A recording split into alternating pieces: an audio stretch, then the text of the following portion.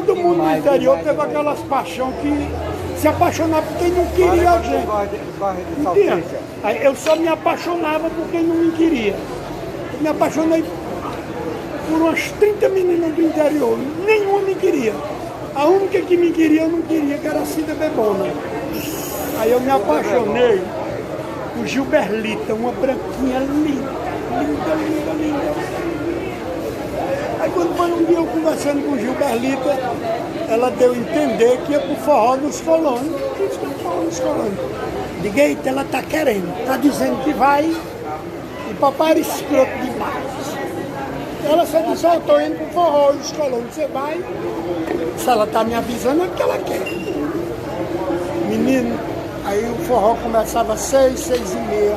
Quando deu 5 horas da tarde, papai disse, vai buscar uma carrada de capim pro gado. O gado tá com fome, mas faltando 1 hora para começar o forró. Aí eu peguei a carroça de burro e fui buscar. Mas quando eu terminei de botar o capim pro gado, já era 9 horas da noite. Meu Deus do céu, cheguei em casa, pô, sapequei um banho. Os carros já tinham ido tudo pro núcleo 2, a única coisa que tinha lá em casa era uma bicicleta cargueira com saco de 1.060 quilos na frente. Eu tava tão doido para ver Gilberlita que eu nem quis perder tempo em tirar o saco de mim. Cara, eu peguei essa bicicleta e tirei pro núcleo 2. E pau! Mas quando eu cheguei na curva do Marcelinho, eu fiz a curva tão ligeiro, com o peso do saco de mim, a bicicleta desembeiçou o pneu dentro.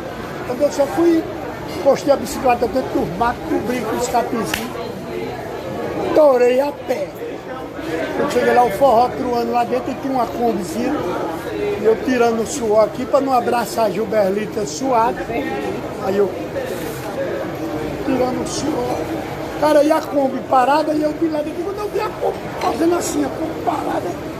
Mas quando eu olhei para dentro da Kombi, não tinha um cara comendo Gilberlita. O cara me deu uma revolta tão grande, eu botei a culpa todo dia na bicicleta.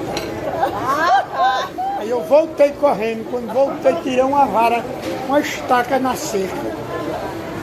Rapaz, eu dei uma pisa tão grande nessa bicicleta.